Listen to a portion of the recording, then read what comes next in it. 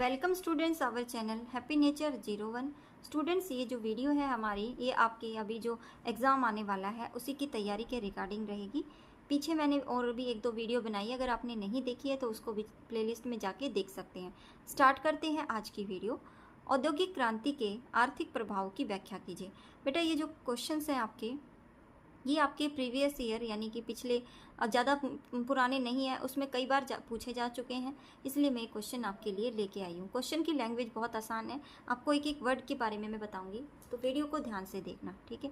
औद्योगिक क्रांति, औद्योगिक का मतलब आपको पता होना चाहिए, कारखाने, उद्योग या औद्योगिक एक ही बात होती है। क्रांति का मतलब होता है उसके अंदर एक नई चीज़ आना, ठीक है। क्रांति तभी होती है ना, कुछ नयापन लाने के लिए। क्रांति के आर्थिक प्रभाव, आर्थिक का मतलब होता है कि जो चीज़ हमारे लेवल पे जुड़ी हो ना, जिससे क्रांति आने के बाद पैसे की कमाई होने लग जाए, तो उसी को आर्थिक प्रभाव बोलते हैं।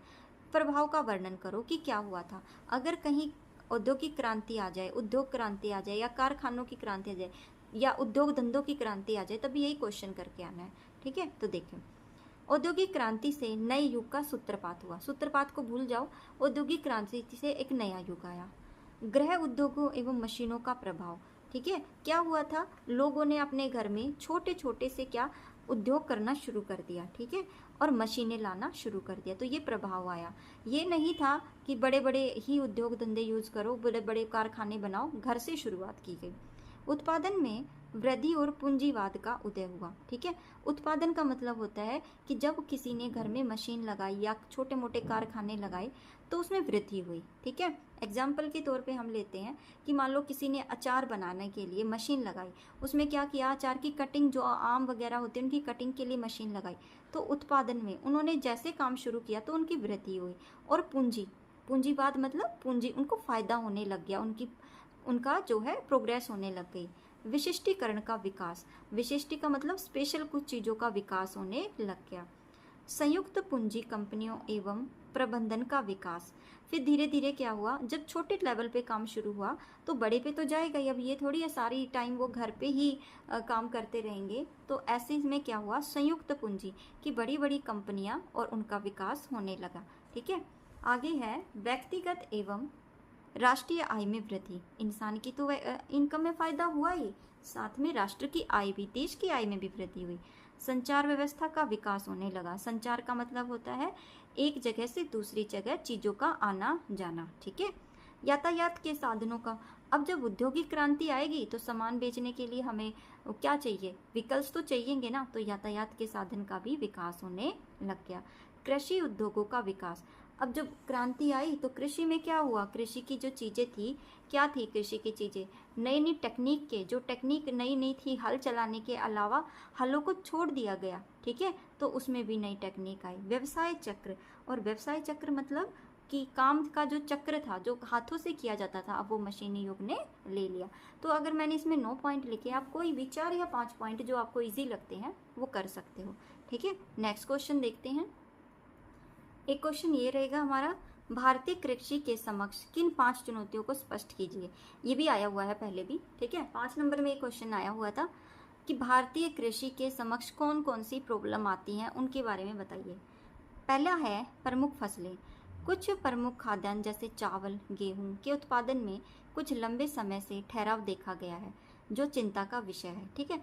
कह रहे हैं कि जब चावल और गेहूं, प्रमुख फसलें क्या थी इंडिया की, चावल और गेहूं थे, इसमें क्या आ गया है, इसमें एक ठहराव आ गया है। ठहराव का मतलब कि लोग जो है अब चावल और गेहूं की खेती करना उन्होंने कम कर दिया गया है, ठीक है। तो ये किसके लिए चुनौती है, ऑब्वियसली भारत के लिए चुनौती है, क्योंकि लोग ज़्यादातर चावल और गेहूं खाते हैं। जब वही प्रमुख फसलें हमारी उत्पादन में कम हो जाएंगी तो क्या होगा, लोग भूखे मरेंगे ना।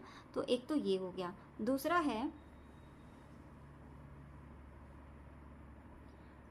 खेत निवेश में जो है उच्च लागत, उर्वरक, कीटनाशक, उत्तम किस्म के बीज, कृषि श्रम लागत आदि आते हैं, जिससे किसान ज़्यादा घाटे में जा रहा है। अब आपने देखा होगा जो भी बच्चे के मतलब फैमिली बैकग्राउंड गांव से है, उन्होंने देखा होगा कि जो खेत होता है बेटा, उसमें निवेश करना, यानी कि उसमें आप पूंजी पहले लगाते हो ना। अगर आपको खेती करनी है, आप ट्रैक्टर भी पहले लेके आओगे, मतलब खरीद के नहीं, किसी को पैसे देके उसमें से आप उसकी जो है पूरा उसको ट्रैक्टर चलवाओगे, है ना, भूमि को अच्छा करोगे। फिर उसके बाद क्या आएगा, उसमें खाद डालोगे, फिर उसमें कीटनाशक दवाई भी डालोगे कि आपकी फसल खराब ना हो जाए। फिर उत्तम किस्म का बीज भी लेके आओगे। आपको पता है अगर घर पे जो बीज पुराने वाला उगा देते हैं तो वो अच्छी फसल नहीं देता। फिर उसके बाद मान लो जब फसल बड़ी हो जाती है तो उसको क्या करते हैं, आप उदाहरण ले लीजिए किसका, आप चावल का जौ का ही उदाहरण ले लीजिए। उसको लगाने के लिए काफ़ी लोगों की ज़रूरत पड़ती है, तो जो उनको लागत देनी पड़ती है, अब एक दिहाड़ी आज के टाइम में तुम लगा लो कितने पैसे की है, ठीक है, तो वो उनको भी देनी पड़ती है। तो इन सारी चीज़ें इतनी मेहनत इतनी महंगी हो गई हैं कि किसान जो है वो उसमें निवेश करते करते जो है घाटे में जा रहा है, और जब सामान बिकता है तो वो कम रेट में जाता है, ठीक है। क्योंकि आपने खुद देखा होगा किसान के खेत में, चलो टमाटर ही लगा लो, 2 रुपये किलो मिलते हैं, और यहाँ तक आते आते अपने घर तक आते आते कितने रुपए महंगे टमाटर चले जाते हैं ना। तो किसान का तो लॉस ही है, किसान को वहाँ फ़ायदा नहीं हो रहा ना। तो यहाँ पे क्या है, दूसरा है ज़्यादा लागत, ठीक है, इसको भूल जाओ निवेश को। खेत में ज़्यादा लागत। मृदा उर्वरता का ह्रास। मृदा होती है मिट्टी, उर्वरता का मतलब होता है उपजाऊ। उपजाऊ मिट्टी जो है वो कम होने लगी है। कैसे? मृदा से पोषक तत्वों की कमी जो एक ही जमीन पर एक ही फसल बार बार बोने से होती है। अब क्या है कि कई जगह ऐसी भी हैं कि लोग जो है बहुत गरीब है, किसान लोग, तो वो क्या करते हैं, बार बार एक ही फसल उगाते रहेंगे। जैसे गेहूं का टाइम आ रहा है तो गेहूं गेहूं गेहूं बार बार वही उगाएंगे। उससे क्या होगा बेटे, जो इसकी उर्वरकता होती है, पावर होती है ना ज़मीन की, वो ख़त्म हो जाती है, ठीक है।